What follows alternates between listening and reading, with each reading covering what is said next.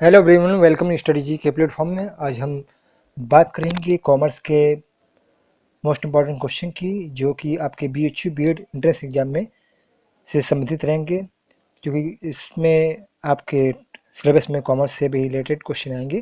तो वीडियो को अंत तक जरूर देखिएगा और इसका PDF आप कैसे प्राप्त कर सकते हैं इसको भी वीडियो के अंत में बताया जाएगा। तो आइए स्टार्ट करते हैं। क्वेश्चन नंबर 1 है कि एकाकी व्यापार का दायित्व होता है। Liabilities of the soul trader is, एकाकी व्यापार का दायित्व होता है। ऑप्शन है लिमिटेड, सीमित, असीमित, संयुक्त या उपरोक्त में से कोई नहीं। तो एकाकी व्यापार का जो दायित्व होता है वे असीमित होता है, क्योंकि एकाकी व्यापार के अंतर्गत एक ही व्यापारी होता है और उसका जो दायित्व होता है वे असीमित होता है। क्वेश्चन में सेकंड है कि एक खाते में कितने पक्ष होते हैं। ऑप्शन है 2, 3, 1 या इनमें से कोई नहीं। एक खाते में कितने पक्ष होते हैं? How many sides does an account have. तो एक खाते में जो पक्ष होते हैं वे होते हैं, 2 पक्ष होते हैं। कितने पक्ष होते हैं? 2 पक्ष होते हैं। एक होता है डेबिट और एक होता है क्रेडिट। क्वेश्चन नंबर थर्ड है कि जब स्थायी संपत्तियों को बेचा जाता है तो इससे क्या होता है। ऑप्शन है कुल संपत्तियां बढ़ेगी, कुल दायित्व बढ़ेगी, कुल संपत्तियां घटेगी या कुल संपत्तियों में कोई परिवर्तन नहीं होगा। जब व्यापारी अपनी संपत्तियां बेचता है तो उसकी संपत्तियां बिक जाती हैं, तो इससे क्या होता है, उसकी संपत्तियां घटती हैं, लेकिन इसके साथ साथ उसके पास कैश आता है। संपत्ति बेचने से उसके पास कैश आता है, तो कुल मिलाकर उसकी कुल संपत्तियों में कोई परिवर्तन नहीं होता, क्योंकि कैश उसके पास आ जाता है। तो इसका सही उत्तर होगा option number D. Question number 4 है कि एक रोजनामचा में कितने खाते होते हैं। How many columns in a general has. Option है 3, 4, 5 या इनमें से कोई नहीं। तो एक रोजनामचा जो बनाया जाता है, ये व्यापार की भाषा में जो बही खाता बनता है, तो उसमें पहला जो लेखा होता है रोजनामचा में ही होता है। तो इसके अंतर्गत जो कॉलम्स बनते हैं वे बनते हैं 5। कितने कॉलम बनते हैं? 5। इसका सही उत्तर हो जाएगा option number C. Question number 5 है कि journal is book of, Roznamcha एक पुस्तक है। रोजनामचा एक पुस्तक है। ऑप्शन है प्रारंभिक अभिलेखों की, रोकड़ अभिलेखों की, गौण अभिलेखों की या उधार अभिलेखों की। तो जो इसका सही उत्तर है वह है ऑप्शन नंबर 1। रोजनामचा जो पुस्तक होती है वे होती है प्रारंभिक अभिलेखों की। जो प्रारंभिक लेन देन होते हैं उसका लेखा ही जनरल में होता है। क्वेश्चन 6 है कि ट्रेडमार्क अकाउंट इज ए, व्यापारिक चिन्ह खाता है। व्यापारिक चिन्ह खाता है। ऑप्शन है व्यक्तिगत खाता, रियल अकाउंट वास्तु खाता, नॉमिनल अकाउंट नाममात्र खाता, नन ऑफ दीज इनमें से कोई नहीं। तो जो व्यापारिक चिन्ह खाता होता है वह होता है वास्तु खाता। क्या होता है? वास्तु खाता। प्रोप्राइटर्स अकाउंट इज, स्वामी का खाता है। ऑप्शन है रियल अकाउंट वास्तु खाता, नॉमिनल अकाउंट नाममात्र खाता, पर्सनल अकाउंट व्यक्तिगत खाता या नन ऑफ दीज व्यक्तिगत खाता। नन ऑफ दीज इसमें होगा उपयुक्त में से कोई नहीं। तो जो इसका सही आंसर होगा वह होगा व्यक्तिगत खाता। पर्सनल अकाउंट होता है स्वामी का खाता। क्वेश्चन नंबर 8 है कि एक समान व्यवसाय के लिए साझेदारी फर्म में साझेदारों की न्यूनतम और अधिकतम संख्या होती है।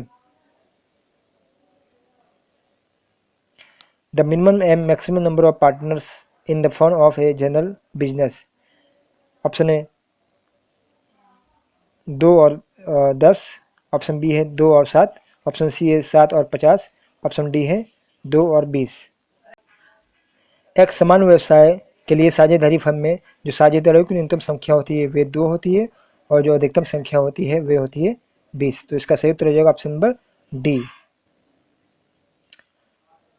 यदि आपको क्वेश्चन पसंद आ रहे हैं तो चैनल को लाइक, सब्सक्राइब और शेयर जरूर कीजिएगा। क्वेश्चन नंबर 9 है कि सार्वजनिक कंपनी के संचालकों को संयुक्त रूप से कहते हैं। ऑप्शन है प्रबंधन समिति, वैधानिक समिति, संचालक मंडल या इनमें से कोई नहीं। तो इसका जो राइट आंसर है वे option number C, board of director, संचालक मंडल कहा जाता है सार्वजनिक कंपनी के संचालकों को ज्वाइंट रूप से संयुक्त रूप के उपक्रम स्थापित करते समय क्या उद्देश्य होता है? What is the objective of public sector enterprises? जब सार्वजनिक क्षेत्र की स्थापना की जाती है तो उसके पीछे क्या उद्देश्य होता है? ऑप्शन है सामाजिक कल्याण, सोशल वेलफेयर, राष्ट्रीय हित, नेशनल इंटरेस्ट, श्रम कल्याण, लेबर वेलफेयर या उपयुक्त में से सभी, ऑल ऑफ एबव। तो जो इसका राइट आंसर होगा वो होगा ऑप्शन नंबर डी। जो सार्वजनिक क्षेत्र की स्थापना की जाती है तो इसका उद्देश्य होता है कि सामाजिक कल्याण हो, राष्ट्रीय हित हो, श्रम कल्याण हो। तो इसका सही उत्तर हो जाएगा ऑप्शन नंबर डी। कि सार्वजनिक क्षेत्र के उपक्रमों का स्वामित्व किसका होता है? सार्वजनिक क्षेत्रों के उपक्रमों का स्वामित्व किसका होता है? ऑप्शन है निजी, प्राइवेट, सहकारी, कोऑपरेटिव, सरकारी, गवर्नमेंट या ज्वाइंट, संयुक्त। तो जिसका सही उत्तर होगा वह होगा ऑप्शन नंबर सी, गवर्नमेंट। जो सार्वजनिक क्षेत्र के उपक्रम स्थापित होते हैं तो उसका जो स्वामित्व होता है, उसका ऑनर जो होता है वह सरकार होता है।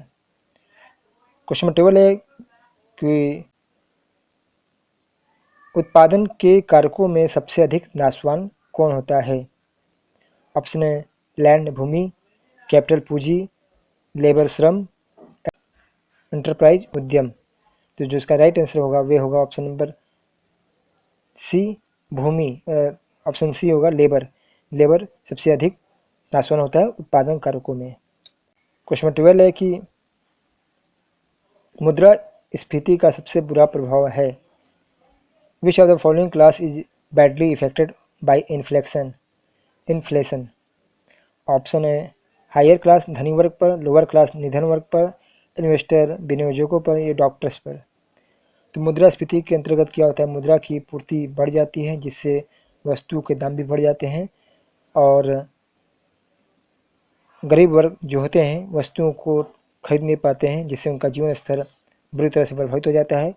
तो मुद्रास्फीति का सबसे अधिक जो प्रभाव पड़ता है वे निर्धन वर्ग पर पड़ता है, जबकि धनी वर्ग और विनियोजकों या इन्वेस्टर और डॉक्टर पर इसका कोई प्रभाव कम पड़ता है। नंबर 14 है कि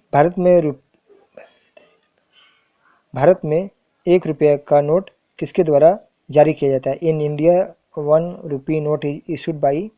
ऑप्शन है Reserve Bank of India, State Bank of India, finance ministry of government of India, Bharat सरकार का वित्त मंत्रालय या इनमें से कोई नहीं। तो भारत में जो 1 रुपये का नोट जारी किया जाता है वे भारत सरकार के वित्त मंत्रालय द्वारा जारी किया जाता है।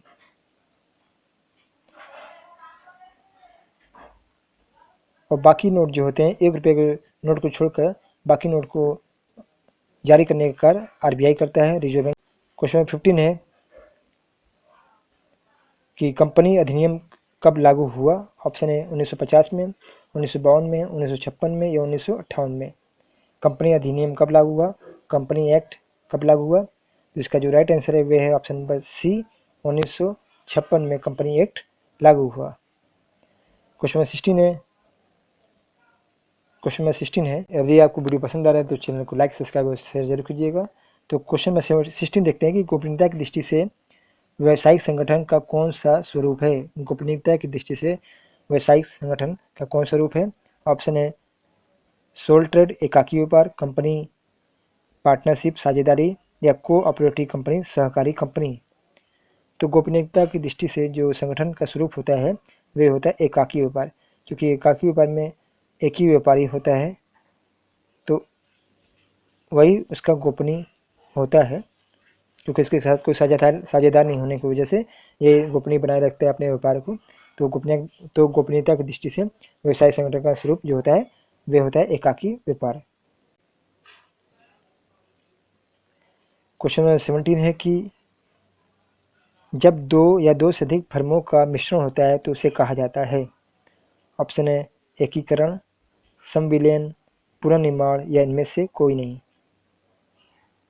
तो जब 2 या 2 से अधिक फर्मों का मिश्रण होता है तो उसे कहा जाता है एकीकरण। क्या कहा जाता है? एकीकरण।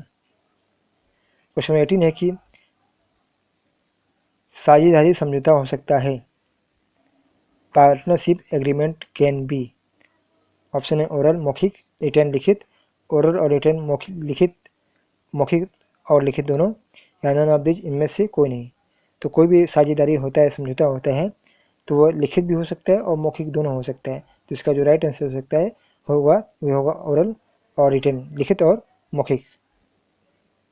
क्वेश्चन 19 है कि एक सामान्य साझेदारी में साझेदारों की अधिकतम संख्या हो सकती है। ऑप्शन है A 10, option B 20, option C 50, option D 30। तो जो इसका राइट आंसर है वह है ऑप्शन नंबर बी 20। तो एक समान साझेदारी में अधिकतम जो संख्या होती है, मैक्सिमम नंबर जो होता है ये 20 होता है, और न्यूनतम जो संख्या होती है वे 2 होती है। इसको ध्यान रखिएगा इस बात को। क्वेश्चन 20 है कि किसी समझौते के अभाव में साझेदारी फर्म के लाभ का विभाजन किया जाता है। यदि दो व्यापारी आपस में समझौता करके साझेदारी फर्म बनाते हैं और इसके उनके बीच कोई समझौता नहीं होता है, तो लाभ या हानि का विभाजन किस प्रकार होता है। ऑप्शन है बराबर बराबर बराबर, ऑप्शन बी है पूंजी के अनुपात में, ऑप्शन सी है विभिन्न अनुपातों में, या डी इनमें से कोई नहीं। तो इसका राइट आंसर होगा वो होगा ऑप्शन नंबर ए, इक्वली बराबर बराबर लाभ और हानि का विभाजन होगा। कब होगा? जब इन दोनों के बीच साझेदारी हो, लेकिन वह साझेदारी समझौते के बिना हो। तो इसके पीडीएफ के लिए आपको हमारे टेलीग्राम ग्रुप स्टडी जी के नाम से है, इसको आपको ज्वाइन करना पड़ेगा। और इसका लोगो आप देख रहे हैं, लोगो इसी टाइप का है। इसको ज्वाइन करेंगे तो आपको पीडीएफ जितने भी अभी तक वीडियो बने हैं उस सबका पीडीएफ आपको सभी को मिल जाएगा। तो चैनल को लाइक सब्सक्राइब और शेयर जरूर कीजिएगा, और टेलीग्राम चैनल को ज्वाइन जरूर कीजिएगा ताकि आपको पीडीएफ आसानी से मिल सके। मिलते हैं नेक्स्ट वीडियो में।